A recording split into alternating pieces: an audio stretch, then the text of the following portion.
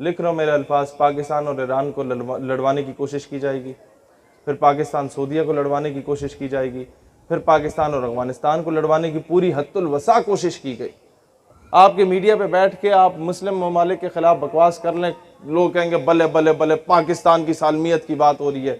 ज़रा सा India, America और इसराइल के खिलाफ बात करें ना तो कहेंगे हेट स्पीच फैला रहे हैं, या आप नफरत फैला रहे हैं। ये इस तरीके के यहूदियों की औलादें बैठी हुई हैं जो हमें आकर रोक रही होती हैं। ये जो गोरे चले गए ना, ये अपने गुलाम उन कालों को छोड़ गए हमारे ऊपर। पाकिस्तान के किसी इदारे की पॉलिसी से इख्तलाफ हो सकता है, किसी जर्नैल से इख्तलाफ हो सकता है, किसी वज़ीर से इख्तलाफ हो सकता है, किसी गवर्नर से इख्तलाफ हो सकता है, किसी वज़ीर आज़म से इख्तलाफ हो सकता है, सदर मुमलिकत से इख्तलाफ हो सकता है, वज़ीर आला से इख्तलाफ हो सकता है। उसका गिरबान पकड़ो, लेकिन पाकिस्तान धरती माँ है। पाकिस्तान तो हम सबका है, इसके लिए तो हम सब के बाप दादा ने कुर्बानियाँ दी। इसके लिए तो आप सब में से किसी न किसी का चाचा मामा ताया फौज का सिपाही होगा जो बेचारा बॉर्डर पे बैठा हुआ है ना। आप सबके खानदान में कोई ना कोई इस तरह का फौजी होगा, कोई पुलिस वाला होगा जो बेचारा वो कराची के ये इतनी सख्त गर्मी में लोग बेहोश हो रहे होते हैं और वो चौक चौराहे पे खड़े होके लोगों को राह दिखा रहा होगा, लोगों से आके बातें सुनाते होंगे, वो खामोशी से सुन लेता होगा कि चलो यार मैं कौम की खिदमत कर रहा हूँ। हम उसे ताने देते हैं कि तुम 20,000 के पीछे ये कर रहे हो। बंदा पूछे कि उल्लू के पठो 20,000 के पीछे कौन से याचीन पे जाता है। लिहाजा जो जवान हैं उन्हें सीनों से लगाओ। किसी जर्नैल की पॉलिसी से इख्तलाफ है, नाम लेके बोलो, पूरे इदारे को रगड़ाना लगाओ, क्योंकि उससे यही होता है कि जो वो बेचारा शहादतें दे के आ रहा होता है उसके जख्मों पे नमक छिड़कते हैं। जर्नैल को कोई फ़र्क नहीं पड़ता, कोई फ़र्क नहीं पड़ता। उसने वही रिटायरमेंट के बाहर दफ़ा हो जाना है मुशर्रफ की सूरत में, वहाँ जाके आराम से ज़िंदगी गुजारेगा। उसने जो किया, मैं उन चीज़ों में नहीं जाऊँगा, फिर ये फरिश्ते नाराज़ होते हैं, लेकिन मैं सिर्फ इतना बात कहना चाहूँगा कि पाकिस्तान से अगर मुझे मोहब्बत है तो इस वजह से नहीं है कि ये ख़िता ज़मीन है जहाँ मैं पला बड़ा, जहाँ मैं पैदा हो गया, नहीं। मुझे इससे मोहब्बत है तो इस वजह से है कि ये वो वाहिद रियासत है, रियासत मदीना के बाद, जो इस्लाम के नाम पे हासिल की गई। लिहाजा हम इख्तिलाफ हुकूमत से होगा, हुकूमत का गिरबान पकड़ेंगे और उसको उठा के बाहर फेंकेंगे और अपने बच्चों की तरबियत करके उनको सियासत में लाएं, अपने बच्चों की तरबियत करके उन्हें ब्यूरोक्रेट बनाएं, अपने बच्चों की तरबियत करके उन्हें आर्मी ऑफिसर बनाएं, उन्हें इंजीनियर डॉक्टर बनाएं, उन्हें अच्छा आलिम बनाएं, उन्हें मेन स्ट्रीम में लाएं। आप मुझे बताएं, बिल फर्ज खुदा ना खास्ता 2-3 हिस्से हो गया मुल्क, तो अंग्रेज़ों के कुत्ते नहलाने वाले तो हर सूबे पे काबिज बैठे हुए हैं। फिर क्या करेंगे? ज़िलों को अलग करेंगे। मेरी बात समझ आ रही है आप लोगों को? ये नवाब वडेरे तो वही बैठे हुए हैं। उन्होंने तो आपको बलूचिस्तान में भी महरूम रखा, उन्होंने आपको पंजाब में भी महरूम रखा। पंजाब आपको क्या लाहौर नजर आता है सिर्फ?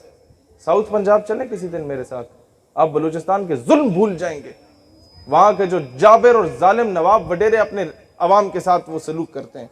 इंटीरियर सिंध चले कभी मेरे साथ, वहां के जो ये जालिम नवाब वडेरे हाल करते हैं ना, वहाँ की मासूम औरतों के साथ, बेचारियों के साथ, जो भट्टों पे काम करती हैं, जो बेचारी वहाँ वो लोगों की गंदमों को काटने के लिए काम कर रही होती हैं। आप भूल जाएंगे कि बलूचिस्तान में क्या हो रहा है। हर जगह की एक अपनी तवील दास्तान है। लेकिन मसला सिर्फ ये, एक बात याद रखना, कभी भी कोई नवाब वडेरा आपको अपना कमी नहीं बनाएगा जब तक आप खुद उसके गिटों में नहीं बैठेंगे, मैंने दाने दे दो, मुझे दाने दे दो जी, मेरी रोजी रोटी लग जाए। अपनी हक हलाल की 2 वक्त की रोटी कमाएं, नवाब वडेरे की ग़ुलामी को लात मारें। ठीक है, थोड़ी मुश्किल होगी, लेकिन यह है कि कम से कम तुम्हारी बेटियों की इज्जत बची रहेगी। आज डॉक्टर आफिया की वालदा ने हमें सिर्फ एक बात की थी कि बेटा मुस्तकबिल में किसी मकाम पे पहुंचे ना तो कर्जा नहीं लेना कभी। तो मुझे फ़ौरन समझ आ गई कि अगर मैं किसी को कर्जा देता हूँ तो मैं एक्सपेक्ट करता हूँ कि मेरे बूट भी पॉलिश करो, मेरी गाड़ी पे भी कपड़ा मारो, मैं तुम्हें लात मारूँ, तुम्हारी जरूरत नहीं होनी चाहिए बात करने की। इसी तरीके से जब अमेरिका आपको कर्जा देता है तो वो रेमंड डेविस की सूरत में आपके बच्चों का भी कत्ल करता है और बाइज्जत बरी हो जाता है। वो कर्नल जोसेफ की सूरत में आपके बच्चों को अपनी गाड़ी के नीचे कुचल देता है और बाइज्जत बाहर दफा हो जाता है। और वो आफिया सिद्दीकी की सूरत में आपकी बेटी को उठा के भी चला जाता है और आपकी जरूरत नहीं होती बात करने की।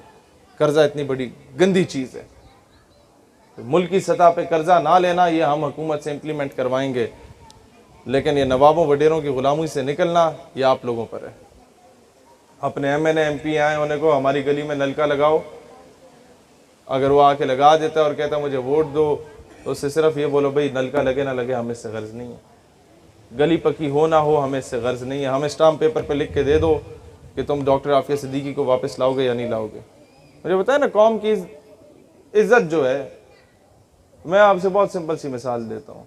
हमें आके उल्लू के पट्टे बताते हैं कि जी हमने आफिया सिद्दीकी बाहर दे दी तो हमने पैसे भी तो बड़े लिए, पाकिस्तान तरक्की भी तो किया, हमने बड़े मेगा प्रोजेक्ट्स किए।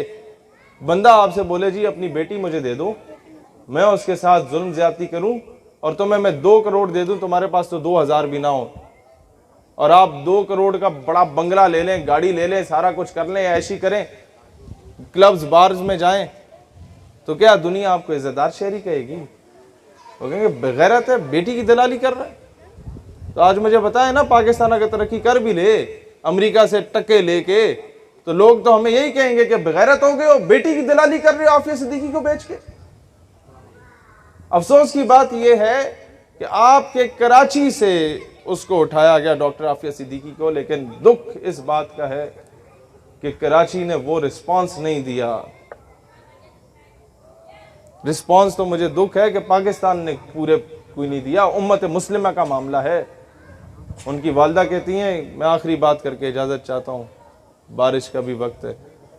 उनकी वालदा कहती हैं कि आफिया सिद्दीकी को रसूलुल्लाह अलैहि सलाम की ज़ियारत नसीब हुई तो वो रो पड़ी, या रसूलुल्लाह कब तक मेरा इम्तिहान लेंगे, कब तक मेरा इम्तिहान होगा? तो उन्होंने कहा बच्चे तुम्हारा इम्तिहान हो गया, तुम तो पास हो। तो कहते हैं कैसे पास हो, ये तो मुझ पे जुल्म कर रहे हैं, अदालतों में नंगा करके पेश करते हैं और कहते हैं कि कुरान पाक के ऊपर चल के आओ अमेरिका में। कब तक इम्तिहान होगा? किसका इम्तिहान हो रहा है? अगर मेरा इम्तिहान में मैं पास हूं, तो रसूलुल्लाह अलैहिस्सलाम ने फरमाया कि उम्मत का इम्तिहान है, ये उम्मत जागेगी कि नहीं जागेगी। अगर ये उम्मत बेटियों पे नहीं जागती ना, तो फिर भूल जाओ कि कल हमारे घर में भी आके अमेरिका दस्तक देगा। ये जरा से पड़ोस में 4-5 किलोमीटर के फासले पे डॉक्टर आफिया सिद्दीकी का घर है, वहां तक दस्तक दे सकता है ना। हम कुछ भी नहीं, यहां भी दस्तक दे सकता है। आओ बेटियां पेश करो, क्या करोगे? बात वहीं पर आके खत्म होगी। हमीयत नाम था जिसका गई तैमूर के घर से, बात वहीं पर आके खत्म होगी कि बेच के हम कहेंगे मौलाना साहब दुआ कर दें कौम की बेटी वापस आ जाए। वजीर आजम भी दुआ कर रहा होगा, मैं भी दुआ कर रहा हूँ। बंदा कुर्सी है तुम्हारी, ये जनाजा तो नहीं है, कुछ कर नहीं सकते तो उतर क्यों नहीं जाते? अल्लाह वतन को जो मेरे लूट रहे हैं, ये कौम के गद्दार हैं, मर क्यों नहीं जाते? बंदा उनसे पूछे कि भाईजान अगर आप वजीर आजम हैं, ये तो वही बात हुई ना, बेच कर तलवारें खरीद लिए मुसल्ले हमने, बेटियां लुटती रहीं और हम दुआ करते रहे और कहते रहे कि जनाब वो अपने आप को बेहतर कर दो।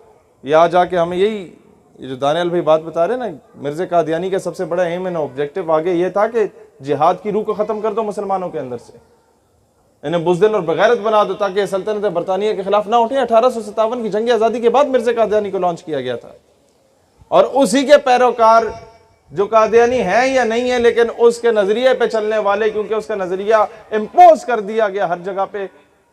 लोग आ जाके, हम अगर आफिया सिद्दीकी साहिबा की बात करें ना कि उन्हें रिहाई दिलवाओ, लोग कहते हैं तुम्हारी दाढ़ी पूरी नहीं है, तुम जो हो बाशरा नहीं हो, तुम पहले खुद को बेहतर करो, अपना इखलाक बेहतर करो, फिर आफिया सिद्दीकी की बात करो। मैंने कहा भाईजान, आपकी बहन अगर कोई उठा के ले जाए तो पहले क्या 40 दिन तबलीगी दौरे पे जाएंगे, फिर जाके बहन को वापस लाएंगे? समझ रहे हैं इस बात को?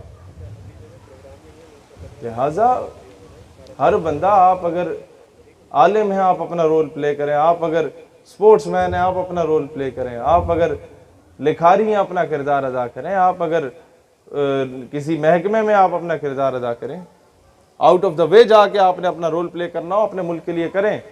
जहाँ नज़र आ रहा हो कि कोई गद्दारी हो रही है तो खड़े हो जाए, नौकरियां ना बचाएं, कह देंगे जनाब हमारी बेल्ट ये हाजिर है, मुल्क की इज्जत को नहीं बेचेंगे, कह दें जी ये हमारे रैंक्स हाजिर हैं, बस मजीद कौम की बेटियां नहीं बेची।